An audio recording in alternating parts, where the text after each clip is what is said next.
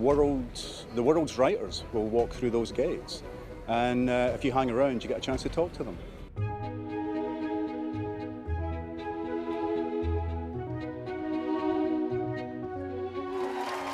I'm interested in conversations that deal with things that matter, but real, how do we live our lives?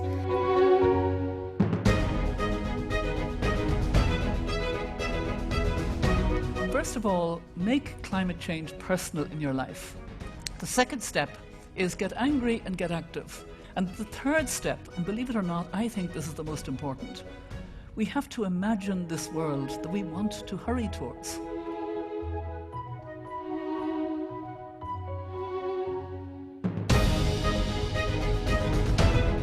It's about kindness is looking at people as people and not as I voted this, I do this, whatever it is. There are some people we will never get along with, but most of us are a complex mass of different things.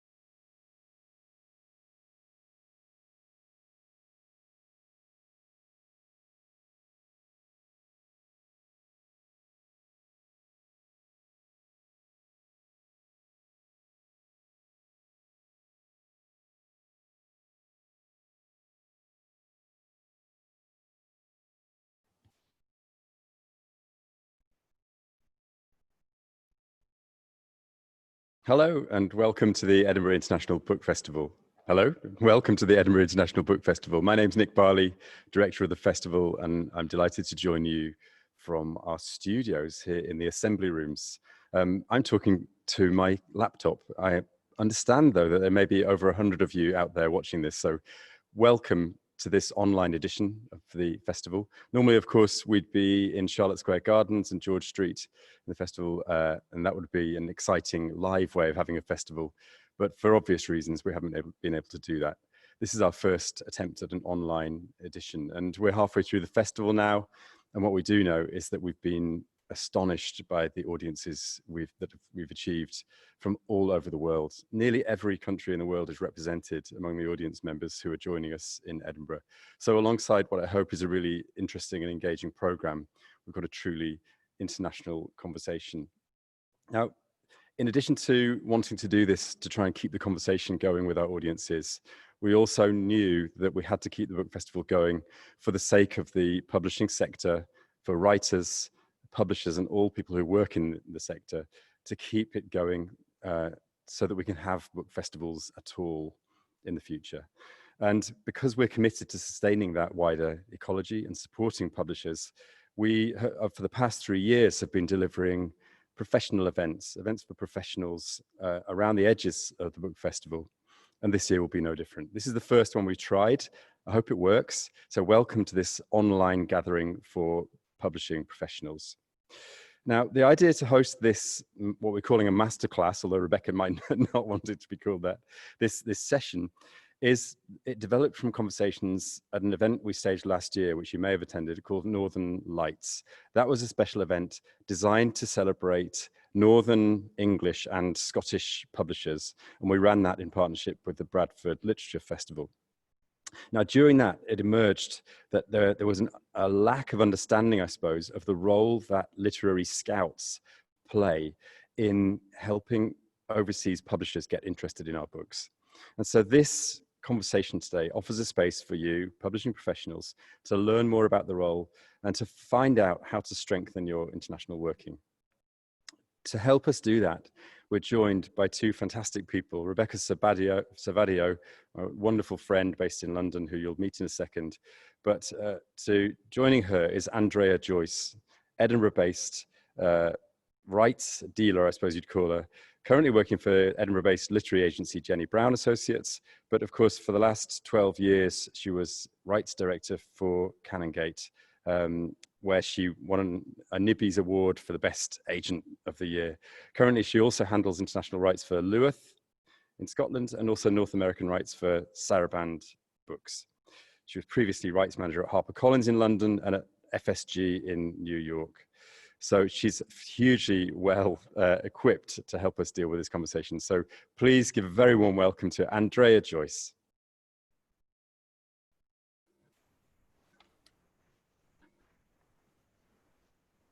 Over to you, Andrea.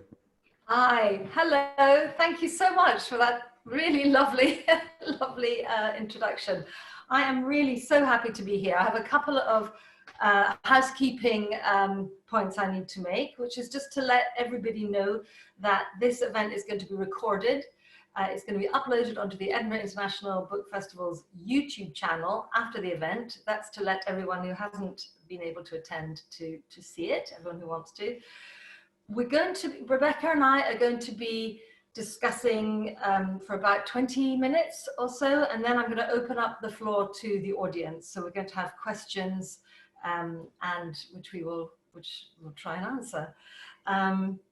The questions will be answered by using the Q&A feature at the bottom of the screen. And I've been asked to ask you to use the Q&A feature rather than the chat feature. There's also we're going to have some poll questions which will pop up throughout the talk or throughout the event, but I'll tell you about those later on. And you'll be able to pass comment, ask questions, and upvote each other's questions as you see fit. So yes, I'd like to, as I say, I'm absolutely thrilled to be talking to Rebecca, especially about literary scouting, which has been described as a very mysterious and inscrutable part of the industry, an inscrutable business from the outside. After a time, most scouts resign themselves to working very hard at an occupation not even their closest family members will understand. So we are going to delve into this mysterious world and answer my and everybody's questions, I hope. To help us with this, I'm absolutely thrilled to introduce Rebecca Servadio. Rebecca leads London Literary Scouting. She's one of the most brilliant and influential scouts around.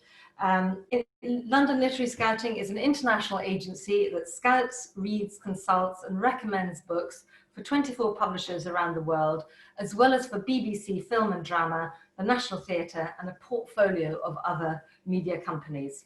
Rebecca loves books. She's fascinated by the number of ways to tell stories and translate them into different languages and mediums so they can be enjoyed and read more widely. So without further ado, Rebecca, welcome. Thank you so much for coming and talking to us. And I'd like to just start out with a very simple question, but an important one, which is, what is a scout? Well, let me start first of all by saying good morning and thank you all. Thank you, Andrea, Nick, of course, and everyone who's joining today. To start with answering a question like, what is a literary scout? It's such an opaque profession. Anyhow, bluntly put, a literary scout is an external consultant hired by a publishing house, production company, a network sometimes, to find the publisher books, basically, to help them curate their list, international list. That's probably the simplest definition of a book scout. So to kind of break it down, I think maybe that's the most useful thing to break it down for you, is to say also a book scout is the eyes and ears of their publisher. I mean, I think the same is true of production companies, but we can talk about that later on. It's a slightly different setup. And by that, I mean, you know, you advocate for your clients, you get to know, you know, it's very important that you understand exactly who you're working for so that you are able to recommend books that would make sense for them. Again, you work, I should say, you work for one client on an exclusive basis, one client per country. So the point being is that the point being is that you're enabling your clients in a competitive situation. So if I was working for more publishers in one country, then you know, the information would be spread, and the point is that they should find something out that other people don't know. So that's the ideal thing. And I think kind of the back end of that before we continue is to say that and it is a really important distinction that does explain a lot about scouting, is that a scout is paid on a retainer. And so that means I'm paid a sum of money every month by the publishers that I work for that is exactly the same every month, that is not dependent in any way on me, you know, recommending, I don't know, 10 books this month and 3 books next month, or the success of the books that I recommend. And that again is very important because it's very much a trust-based business. So what people are looking for when they work with me or any other scout for that matter is an independent opinion on a book that is not in any way influenced by, you know, I have no financial incentive, basically, to be blunt about it. I have no financial incentive to recommend a book. And it's worth saying, I think this is a professional event, but it's worth saying that if you look at the publishing industry, you know, on one side you have publishers and editors, on the other side you have agents, and scouts are somewhere in the middle. And the point of that is that an agent obviously is paid on a commission, and on a commission, you know, for each deal that they do. And so obviously, and I mean this in the best possible way, an agent or a rights person will tell you that the book that they're recommending to you is the best book that they could, because that's part of their job description, is to sell the book to you, you know, and explain all the many reasons why this book is a necessary book for your client. And that is, you know, my loyalties are not to the author of the book. My loyalties are to my publisher. So that's what I mean by an independent opinion, is that I'm recommending that book for yes. You know. So you are, in some sense, you are the voice of reason in all the madness. You are the one that goes. I mean, I think, you know, I mean, I don't know. I don't mean to presume that agents are not being reasonable. I suppose that it's different. You know, what you're trying to help somebody do, help a publishing house do, is curate a list, you know, that ideally will last for years. And so, you know, per publishing cycle. So when you recommend a book, and, you know, when I say that's an independent opinion, is also to help them publish books that sit alongside one another, and so that they can structure, you know, in terms of books that they'll be buying in translation. So the difference in terms of the voice of reason is just that sometimes, you know, just to understand what makes sense for a certain publishing house is not, it's not that the agent is being unreasonable, although, you know, although sometimes the agent, I mean, obviously the agent is selling what they have to sell. I mean, it's a slightly different, entry point, but I think people often confuse the roles of scouts and agents and think that somehow scouts are, you know, scouts are not actively selling the book. And I would never, for example, when I write to a rights person or I write to an agency, when I'm looking for a book, I'm only ever looking for the information so that I can then tell my publisher who it is who's selling that book, and that they will then get in contact with, you know, let's say it was you in this situation, the publisher would then, the kind of contractual and the commercial part of it would happen with you. It doesn't actually happen with me, as much as I'm involved in the details and I can advise, you know, how much to offer and how it will work and what the competition looks like. It's very much, I think it's very important to kind of come back to the fact that you're the eyes and ears of the publishing house. You know, you're kind of you're trying to direct people. You're not actually trying to sell the book. You know, sometimes agents get a little bit upset as though you were trying to I don't know, get in the way of their deal, but it should be anyway the opposite of that. You should be opening a possibility for them. Yes, your primary loyalty is to your clients, obviously, and that's to the international publishing houses or the production companies that you're acting for, that you're scouting for. I'd love to ask you why should publishers be in touch with Scouts? What's the benefit to publishers? And by publishers, you mean rights owners, rights holders? I mean, rights holders. That's exactly what I mean. Somebody, yes, who's going. You're absolutely right. So, and we should talk about agents as well, agents and publishers. But let's talk about rights holders. Why should they be in touch with Scouts? Okay, there are lots of answers to that question, but I suppose the most obvious and the answer that comes right at the forefront is it's an amplification of the job that you were doing as the rights person, as the rights holder representing the author, to strengthen, to enable you to better serve your author and to make sure that the book travels, and is read in the widest amount of countries and by the widest number of people. Working with a Scout will facilitate and help you do that. Or working with Scouts, sorry, I don't mean to make it personal to me, in the sense that, if you think that I work with 24, 25 now publishing houses around the world, when I read a book or when someone in my team reads a book, we write a report on that book and we will share that information with everybody in the family, in the network of publishers. So it means for the rights holder that instead of having to send 25 individual emails, you can send one to me, and obviously to other Scouts that are in similar positions. And so it's a means to amplify what you're doing. It's a means to, I suppose, on some level also better focus what you're doing. Once you understand the nature of the different who people are working for. And how to create create a buzz around a book so that it sells more quickly. And I mean, obviously, I suppose I think it's an obvious thing, but maybe it's not an obvious thing, and it's worth saying is that when a publishing house buys rights to a book, part of their financial strategy around that book is to sell rights on in other countries, because it's also a way of recouping costs. So it becomes an important thing for the publishing house to sell rights. You use that word buzz. I'd love to hear your thoughts on that, more on that. What is buzz? How do you create it? When do you create it? What's the Scout's role in the buzz? I mean, I always think that sort of quantity of sort of hype and buzz is both the friend of a Scout and the foe of a Scout, I should say, in the sense that it's one of the reasons why it's important to be cool-headed and to ideally, or often, particularly in the circumstance of book fairs, which perhaps will be different this year with no physical book fairs.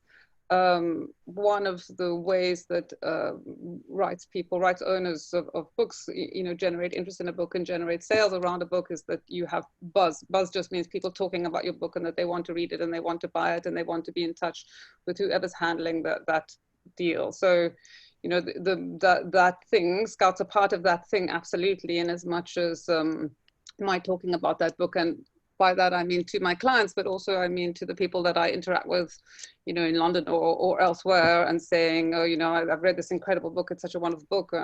It helps generate interest in something in a book. Bluntly. Yes. And I mean, the flip side of that is, on one side you have buzz, and on the other side you have hype in the sense. Well, I know.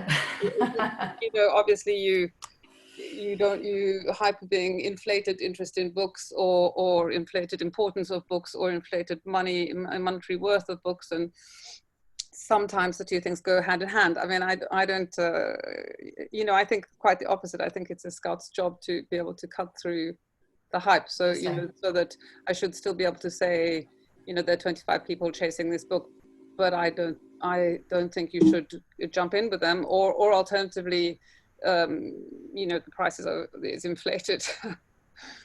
This is what the book is worth. No, that's so interesting. So it's from the sort of the other side, there seems to be, I can absolutely see you need to cut through the hype or the buzz. But also I think Scouts can be involved in creating it, perhaps unwittingly. I mean, not as a deliberate policy. I don't think anybody goes out of their way to create hype, but it's a competitive marketplace also. So, one of the things to kind of go back to what is a Literary Scout is one of the ways a Literary Scout represents the interests of their publishers is to try and enable them to buy a book before everybody else wants to buy that book. So, you know, Yes. if you are in an ideal world, let's say, if you work for many publishers and you express interest in a book and it starts to sell in 3 or 4 countries, you'd have a situation in which, how can I put it nicely, really, you know, that interest that's generating can also inflate the price of a book. So sometimes those things, you know, sometimes your interest in a book can be detrimental, or I don't know if detrimental is the right word, can mean that it's more expensive to buy for people that are further along the chain. You know, absolutely. there is also, depending on the publishing houses that you work with, you know, I suppose it's worth saying, I work with publishing houses, with publishing houses across the world, but in the English language world, a book, you know, a UK book would sell in America very quickly, or can sell in America very quickly, but perhaps the relevance of that information, you know, in Romania, let's say, or in, it will be less time sensitive. So you know, the inflation of price can make it more expensive for the publisher further down the line, is what I'm trying to say. Yes. And I suppose to answer the question, what you were saying also is that I think publishers, one of the reasons publishers should be in contact with Scouts also is, you know, when they have a book to sell, to talk to lots of different Scouts and gauge foreign interest in a book is also a way of valuing the rights, you know, is a way of understanding, I suppose in the acquisition process is what I mean, is when a publishing house is looking at buying a book, if the rights professionals in that publishing house are in touch with Scouts, it's often a way of understanding whether it makes sense to buy world rights, or whether there's a lot of competition for a book, or how, you know, how much interest there is. That's really, really interesting. I was going to come on to sort of timing and when you get involved with a book. And from what you're saying is you can get involved before anyone has bought it, or before there is a UK publisher at all. So you're looking at manuscripts which don't have a publisher, and where people are considering to, you know, do they want to acquire it. So this is very much, this isn't sort of specifically working for a client. This is being a kind of source of information, because you've seen all the manuscripts, so you're, well, I mean, I don't think you can. Into I don't think you can separate the two things in the sense that I think if you are working for your clients, the only way that you can have a measured opinion on what's for sale is that, you know, as you know, you have read and you have experience of the widest amount of books, you know, I suppose, bluntly put, you know, to publish few books requires a huge amount of sifting effort and a huge amount of intelligence work, really, so that you can choose those books carefully, in the sense that most of the publishers that I'm working for don't have huge lists. And so the reason why I'm saying that is that I am reading those books for my clients, even if my clients never choose to publish those books, because it would be difficult for me to make a proper judgment call if I hadn't read as much as possible, you know? Yeah, absolutely. No, I hear. In Scotland, I mean, this is an international meeting, so that we have a poll question we might have to find out where everybody's coming from. This is the cue for the poll question to come up, which I thought would be quite interesting to see. And I think everybody can see. What are we? I think everyone can see this poll question apart from me. It looks like it's 67% larger UK and Ireland, some from US, 23% from Europe. We have 6% from Asia, 4% from Australasia. Fantastic. Thank you very much. So, given that there are, we are in Scotland. There's a lot of independent publishers in Scotland. There's a lot of smaller independent publishers in Scotland. Slightly putting you on the spot, but what advice, could you give any advice to an independent publisher? How to use a Scout, the timing, is there any shortcut to buzz? Oh, gosh. Big question. It is a little bit of a big question. I mean, How to use a Scout to start with? I mean, I suppose the answer to both of those questions is to be, is to do your research and to be very well prepared. So, so in terms of working with a Scout, like what the kind of things that are important to me. I mean, I'd like to encourage people to get in touch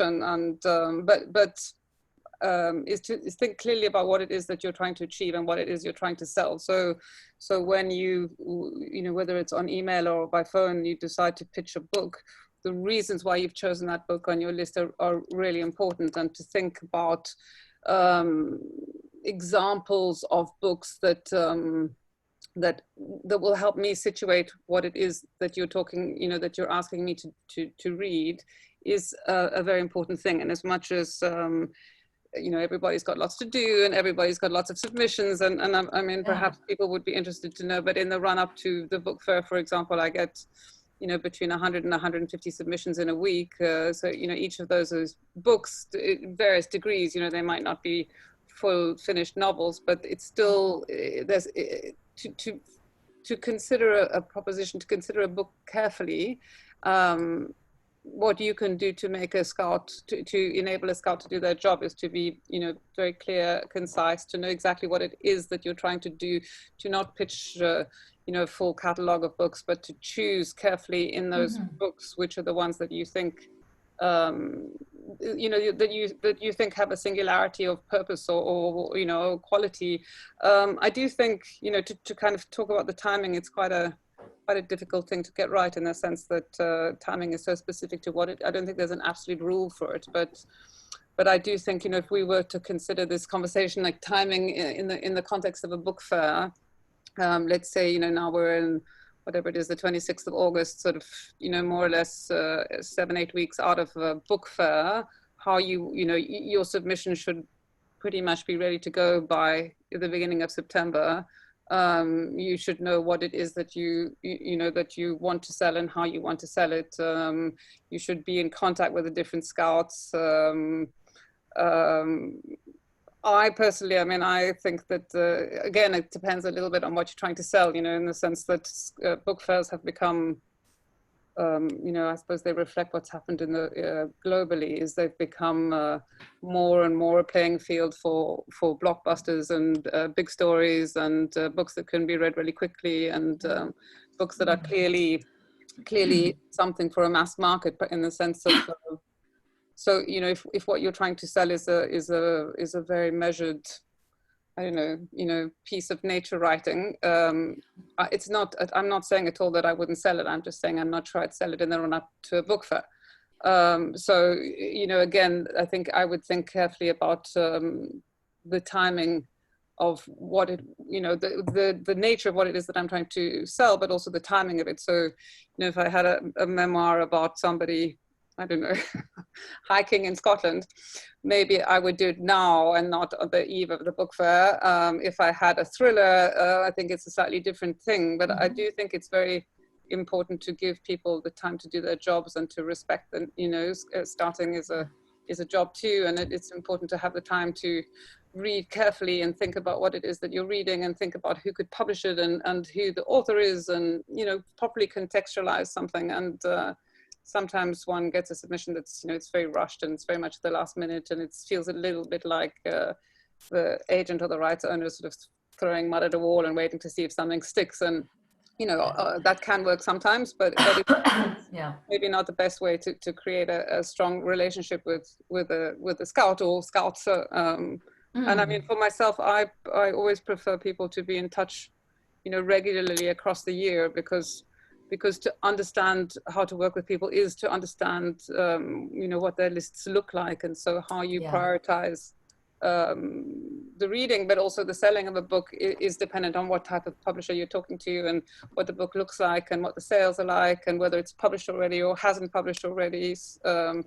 how, in this situation, if it was a small independent publisher and I hadn't read the book and it hadn't published yet, it's not so much that that you're making mean, it makes it sound like there's so many barriers to it traveling around the world, but I suppose I just think that sometimes it's useful to think about it from the other perspective of the publisher in another country who is going to look at that book and evaluate also from a financial point of view, the cost of translating that book, the cost of publishing that book, and you know, that makes all of those things more difficult. And so if you have reviews to help me and then the publisher that I'll be talking to situate your book, if you have sales figures, if you have all of these things, if you have a successful book, you know, it's such a cliche, but obviously a book that is successful in whichever country you're talking about, including Scotland, is much easier to explain to other people who don't read in that language, just because you can, you know, you can draw the storyline. And so I think that helps also when you submit a book, is to have all of that in line, you know, so that you're helping people come to the book with a clear understanding of what it is that they're reading. Yeah, and I think that's incredibly helpful, actually. It's the idea of imagining it from the other side. Would you like to read a German book on this subject? Or would you like to read a Romanian novel? You know, I think that's really helpful, actually. You know, I think when you said it in the introduction, I mean, I love to read, and generally speaking, I'm open to reading. You know, pretty much. I mean, I'm not a what's the word for it? I'm open-minded in my reading, as opposed to being somebody who has you know, sort of conclusions before I've read something. But if you know, I suppose what I'm trying to say is that I'm the person, if you can get my attention, you know, if you can explain to me, who is by definition somebody who will want to read your book, it's a great place to start, you know, to then move outwards from the Scouts. I love that. Yes, you are a great place to start. That's I just think, you know, that's the way of putting it. I mean, you know, to go back to what a literary scout is, like a curiosity and interest in the written word and in storytelling. That's what I do. You know, I am interested in what you're publishing, helping me understand what it is, helping me better position what it is, only means that both of you and I will do our jobs better. You know, kind of, I sometimes just remember it's not so personal. You know, sometimes books don't travel, and it's not because it's a bad book. You know, it's and also, you know, my evaluation of that book is whether or not it would fit onto my publishers' lists. I'm not going back to, you know, an agent or a publisher and saying, I don't think that your book is worthy. I'm saying, I don't, the people I work with won't publish this book, won't be able to publish this book, or it won't fit on their lists. And I think sometimes there's a little bit of a confusion that people think that, you know, Scouts are sort of arbiters of taste in some absolute sense, and that that can be ravaging. You know, I mean, I do think Scouts sit at the nexus between, you know, what is the business of publishing and what is literature, and and that, you know, those two things can work perfectly well together, but there is a selection involved. Yes, absolutely. Yeah, that's absolutely. You're not saying this is not a good book. I'm just going to quickly ask one question. We've got lots of questions coming in, which we're going to go to very shortly. But the sort of elephant in the room, and I don't know if this is a question you can answer, but what books travel? Fiction, non-fiction? Oh, you know, I mean, I think all sorts of books travel. I mean, that's the, you know, if you go into a bookshop, I think some books travel more easily, perhaps, is the answer than what books travel. I do think, you know, books about books that have a singularity to them travel. I think books that are about the sort of, that explain the human experience often travel, you know, whether it's about people coming to some kind of understanding of themselves, or overcoming a difficulty or obstacle or tragedy through an experience, or through learning something, or through doing something. Obviously, nonfiction books that explain the world to you travel, you know, by experts that have something to say that you don't know. I think also great stories travel. You know, really good books always travel. The truth of it is that I think, you know, I think that's how we express our identity as human beings, is in stories. So I don't think that, I don't know if that helps you really, but I think lots of things travel. I think it is. I think it's very helpful. I think it's the idea of, it doesn't matter where it's set.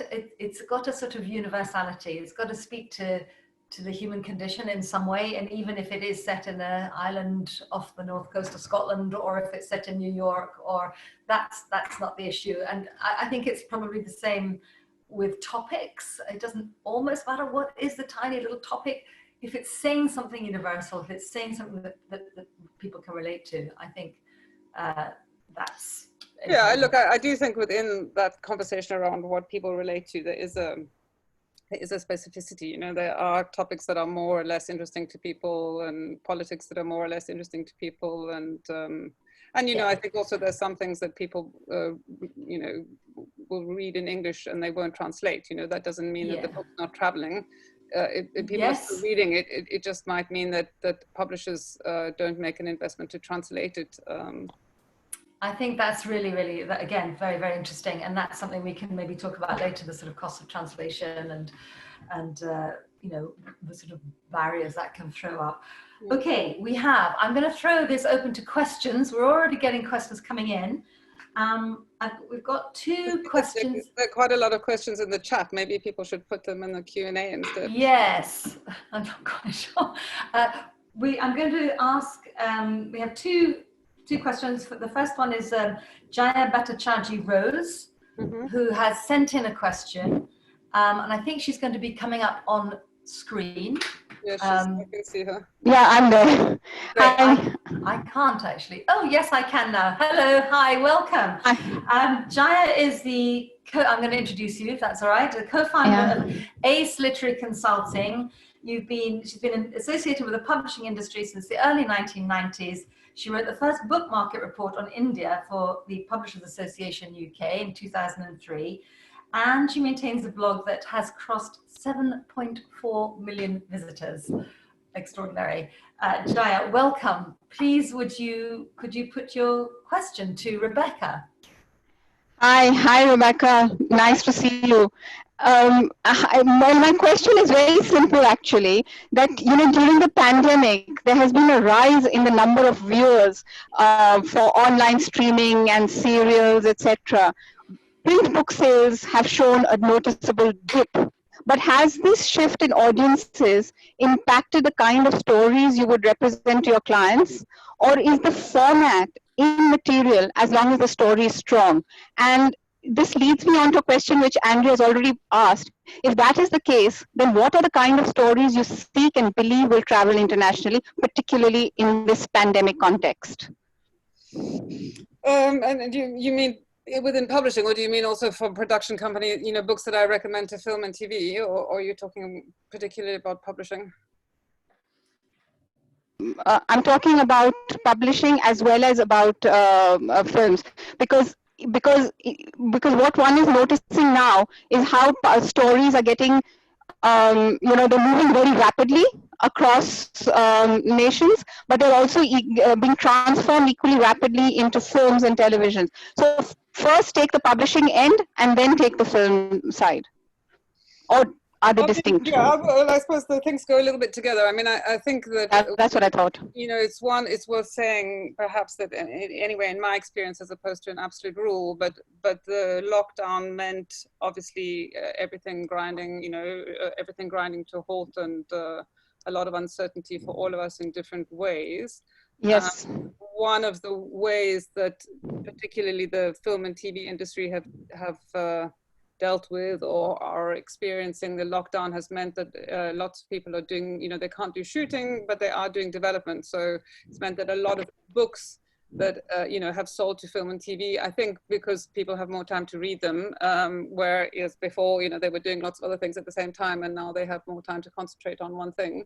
I don't think, I mean, you know, I think what I said beforehand, great stories and really distinctive voices and singularity of purpose, for me, still make a difference. You know, still the books that travel.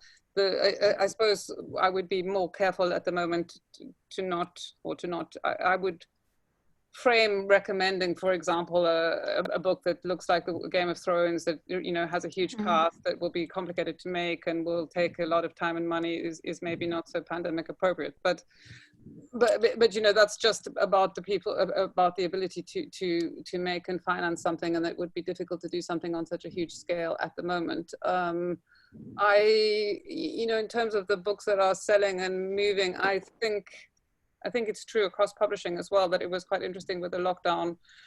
Initially the books that were selling were the books that were already out there, that it weren't so much, the people, it's been much harder to publish debuts and authors that have no name recognition or no platform, just because it's much harder to discover them at the moment without book launches and book events and all the things that come with publishing debuts. I don't think that's meant that publishers are less interested in new voices. I just think that there's a reality at the moment that is harder to publish into. And so some of those books are going to be postponed until next year because it's harder to get them out now.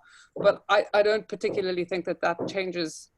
What I'm trying to do with the publishers that I work for is help them curate a list going forward, for the next 5 years. And hopefully, although I think that we live in a new reality, I think that people are still reading important stories. I think that there is obviously an interest in books that explain the world, somehow give some certainty or clarity or answers to people. But again, I think there's quite a difference between, being able to publish a book in a year that people will still want to read, and what you find in the newspapers that are maybe answers to your immediate concerns about how to live at the moment, and where to go out or not to go out, or God, I can't speak anymore. But anyway, immunology and things like that. I think that I've tried to be conscious of people's concerns, but I think everybody is making, somewhat of a guess at what people want to read through a pandemic. I mean, escapism, but what is escapism? People have been joking for the last couple of months that there'll never be another dystopian pandemic novel published again. But there's one at the moment that's called Lockdown that's selling very well. So maybe that's not true. I'm not sure that I would want to read a lockdown novel, but at the same time, there's that movie that's just been made, that's made on Zoom, the Zoom horror movie. Again, I feel like I spent far too much time on Zoom to want to watch a Zoom horror movie, but I think books are as varied as there are people and as there are readers, and so the question is exactly how to find your readers. I don't think that it's about barriers to entry or stories that are wrong somehow. I just think it's about how to find readers, and within that there might be concerns that publishing houses have about the number of books that they can publish in a year, because it's harder to publish at the moment. But I don't think that's because they're not interested in writing. I think I agree with you on that, because I think it's people are reading much more, but depends on what formats. And as you rightly say, that during the pandemic, it's very hard to decide what are the kind of reading tastes, because people are reading actually in seclusion, in isolation. There are conversations which are happening online through which maybe it's clear. And it's also in the film adaptations, which are suddenly seeing a rise, where people are watching much more subscription TV or whatever it is. I just think it's also, it depends on where you live, in the sense that some places you've been able to buy books, almost without noticing lockdown, you have here close to me, one of the booksellers, the indie booksellers, does curbside deliveries. I can order new books. Exactly. If you're not in that situation, maybe you'll read what you've got at home, or reread what you've got at home, which is never a bad thing, or not read. But I think that question of how books are moving, it depends on the ability of people to get books. Exactly. No, exactly. About book selling and book scouting, but obviously it has an effect on me too. Yeah. No, it will. No, thank you so much. Thank you. Thank you, Jaya. Thank you, Rebecca. The idea of people not reading, clearly that's not happening. I sincerely hope. Not for us anyway. We have another questioner. We have Michael Reynolds, who's going to pop up in a minute, I think. Michael is the editor-in-chief of Europa Editions, truly international. Europa are an independent publisher with offices in New York, Rome, and London. And they also publish the fabulous Eleanor Ferranti. Michael, are you there? I believe I'm here. You are. Am I also there with you? Are you there where you are? Okay. Nice to see you, Michael. Welcome. Good to see you too as well. Thank you for this. It's been really interesting. Where are you, may I ask? I'm in south of Rome. Oh, it looks glorious. I can see a bit of sunlight flickering through, a bit more than we have here. Please ask your question to my question is this, Rebecca, you mentioned also in your introductory remarks that Scouts help publishers curate their international lists. And on this question, I sort of on the question of the publisher's international list, I was curious to know your thoughts on the question of territoriality and the fact that a lot of retail, a lot of our methods of distribution at the moment, so the way that readers access written content, a lot of these things seem to be chipping away at the very concept of territorial rights and the ability of a publisher to be certain that they're the only person or the only publisher, the only business that's selling into a given territory. So thoughts on that, and thoughts on what it means for scouting, and how, if at all, it's changing the way that you think about your job and how you do it. Hi, Michael. Good question. Yeah, it's a good question. I mean, I do obviously think that territoriality is, you know, literally changing in real time. And, you know, that's true for the English-speaking world, and it's also true for any of the big, I mean, for the Spanish-speaking world as well. I think obviously, it's I mean, as Michael said, the way people sell books is changing, and the fact that it's so much cheaper now to ship books around the world has changed things dramatically. And I think also the whole experience of discounting has had, you know, unforeseen knock-on effects in different parts of the world. I mean, I think that although territoriality is changing, I think languages and the importance of language base is not changing. And I think also, you know, that from kind of easier for me to answer as a scout is that I think of my role to try and enable and help and facilitate the publishers that I'm working for, you know, to better publish the books that they have in their home market. So you know, sometimes that is a question about whether they should try and buy World English rights, and how they handle those World English rights. But it hasn't changed how I do my job, in as much as I think actually that the more noise there is in the market, you know, the more confusion around rights, the more merging of publishing houses, the more people shifting that idea of where the territory starts and ends, really means that it's more important than ever to scout with, you know, with intelligence, obviously, but also with an eye for detail and what's happening and where it's happening and how you can support your publisher, you know, so they make the right decisions at the right costs.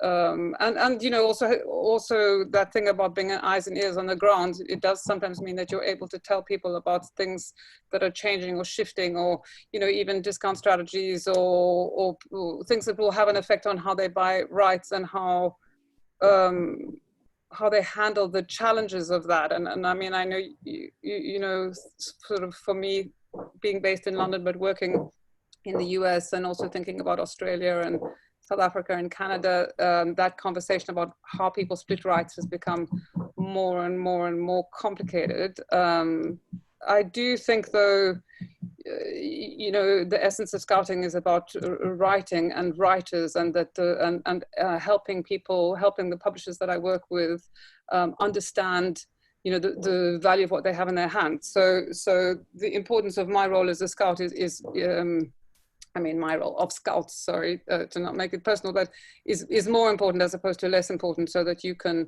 you know, you can be a link really in between different countries and explain things, you know, whether it's explaining the US to people who are not in the US, and in a weird kind of way in pandemic land. Perhaps that's more important than ever, in the sense of people traveling less and people being less able to physically experience a marketplace and understand what's selling or not selling, and how people are thinking about rights. And again, you know, the entities of independent publishing, you know, in different countries, how people are better able to publish that book, why you would need a domestic publisher, you know, what it means to publish an author properly in their home country, but also in another country if you're publishing it in translation. I think that job's more important you know, in the sense the greater complexity also means that to work with consultants and people like me who are in a position to think about these things, you know, we're having a slightly different set of not concerns, but you know, the fact that I'm not worrying about filling my publishing calendar for next year. I have different publishing obligations, means that I can also bring a slightly different approach to the conversation and other information and other experience. I don't know if that answers all of your question.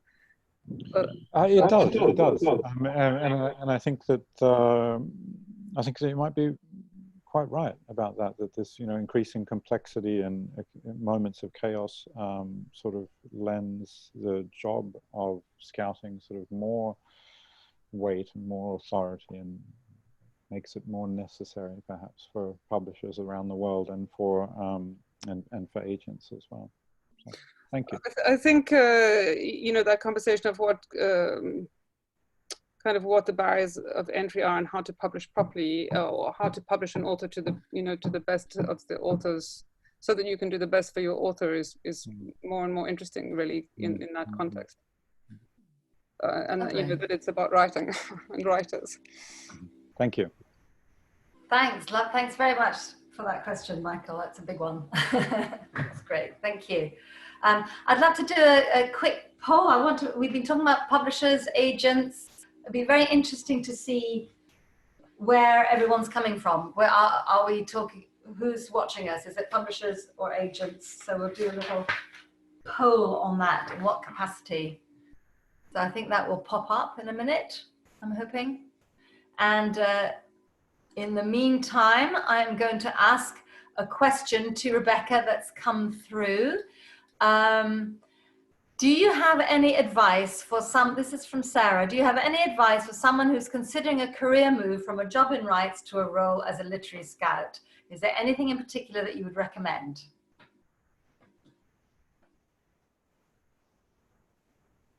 Oops. Rebecca. I'm sorry, I was muted. I just unmuted. Oh, you're muted. I'm so sorry. I'll quickly look at so we've got 29% publishers, we've got 9% literary scouts, interesting. 29% literary agents, that's very interesting. Authors, 18%, 3% students, 3% members of the public, 9% other. Thank you. So your question was what's useful to do to prepare, I mean, as a kind of preparation to becoming a literary scout? Yes, someone wanting to move from rights to scouting. I mean, I don't know, I suppose I always think that the best preparation for literary scouting is book selling, really, but maybe I think that the best preparation for publishing is book selling, in the sense that it's you know, an essential thing to read widely and to read with other people's tastes in mind. So and obviously it's an essential part of scouting to be able to set your tastes to the side and read with other people's tastes. And again, I think, you know, reading books that you don't like is a really important pastime. Have a much wider, I just think it's much, you know, the kind of people who share your commonality of taste, that's quite an easy thing to do. What's much harder is to think about, you know, everything else. And I suppose coming from rights,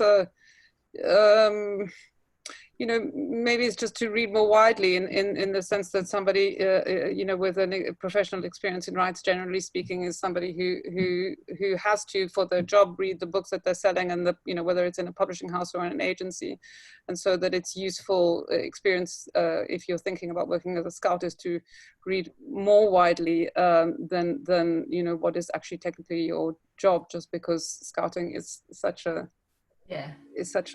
wide-ranging thing. I think that's a fact. That's wonderful advice. Reading books you don't like. I think that's probably true of publishing in general, because I think everybody should.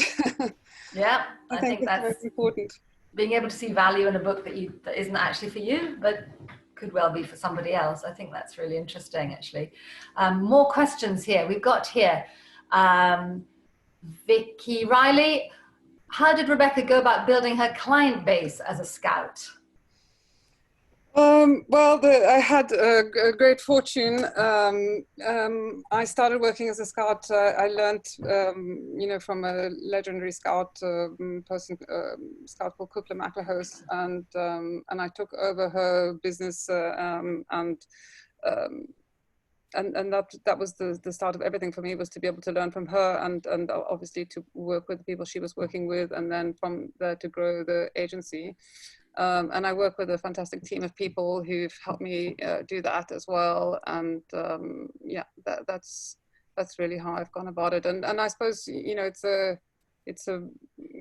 when you try and create a network of people that try and build publishing houses alongside one another, that have similar outlooks, that have a similar publishing vision, it makes it easier to grow that list with people, because you share, those publishers share similar concerns, in terms of how they position themselves on a market. And do your clients attract each other in a sense? I mean, yeah, I think absolutely. I think it's it's absolutely part of the game, and it's also part of what you do with your publishers is part of that network of, we have different publishing houses in different countries have similar challenges. And so to be able to align people who are kind of at the same point in that game makes it more useful and more constructive. But yeah, absolutely. I have another question here. What are the from Irina Surdukan, what are the particularities of the books that sell in specific regions of the world? For instance, do thrillers sell particularly well in some regions of Europe, but not others? That's quite an interesting differences in the markets. I don't know if I'm in a position to answer that. I mean, I think that, I think that there are sort of specific predilections in different places. I mean, but I think thrillers probably fall on the outside of that. I think people love to read and love to travel through crime and thrillers. Maybe the really gory ones sell less in more conservative parts of the world, or the more explicit ones sell less in more conservative. I mean, yeah, that's right. Sell less in more conservative parts of the world. And those waves of crime that you see, everybody reading Swedish crime or everybody reading Italian crime, that I think sometimes I think the nonfiction is a bit different depending what experts look like in different parts of the world, and that people will have their homegrown experts as well, that so there's a certain type of nonfiction that doesn't travel so much because it's about a person who's recognizable as an advisor, or as a trusted figure in one country and is unknown in others, or sometimes celebrities and TV people and things like that don't sell only in one country incredibly well, but don't sell anywhere else. Some children's fiction sells specifically in the Anglo-American world and doesn't really sell or struggles to sell to the same numbers anyway in continental Europe, but I don't know if that's not an exact answer, but well, we have a short time left, only 5 minutes left, but I would love just to quickly ask you your thoughts on and the impact of a year without book fairs. Could you let us know what do you think about that? Is that how? I know you can't predict the future. What is happening? What difference is it making? I mean, I thought about it even just watching the intro about the Edinburgh Festival right at the beginning of this, just how much I miss the ability to listen to great writers talk, and the stimulus of people coming together. And, I think book fairs are essential, and it's a people business, and it's important for people to be able to talk and meet, and it's much harder to meet people you don't know on Zoom than it is one of the reasons why I thought I'd do this this class. Really was I think it's harder to get out there at the moment. That said, hopefully we'll be back at book fairs soon enough. I don't know. I mean, there's lots that one can do online, and there's certainly lots happening online, and but yeah, I miss book fairs a bit. I miss, perhaps I guess the positive thing, maybe it's opening things out to people who don't go to book fairs and. Okay, I think know, it's certainly opening. You know, the cost of going to Frankfurt is so enormous, and you know, less for me London because I live in London. But the cost of attending book fairs is really high, and obviously that's, you know, that's difficult for all of us, and it's difficult. Difficult at different points of the game. People coming into publishing, people at small and independent publishing houses, people who work for big publishing houses where only one person can travel and not everybody. There's something about you know, Zoom book fairs when none of us will have those problems. But it's much harder. It's just much harder to get a sense of who people are on a screen. Yeah. No, I yes, I hear you. I think the important thing is, you know, is to go away from the fact that people are still reading and you know, reading more than ever and interested in you know, in the well-being of publishing and writing and good books and good stories. Yeah, absolutely. And on that very positive note, thank you, Rebecca. Yes, I'd like to just say thank you so much, Rebecca, for this fascinating, absolutely fascinating insight into the world of literary scouting. This event will be available on Edinburgh International Book Festival's YouTube channel. And I'd like to say, obviously, thank you very, very much to all the attendees, everybody who asked the questions. For those interested in literary scouts and using literary scouts, that was a poll I was going to do but didn't quite manage. A list of literary scouts and their contacts will be made available on Publishing Scotland's website following the event, and that will be posted in chat. And I'd like to also thank Publishing Scotland for their help in this and for hosting this material.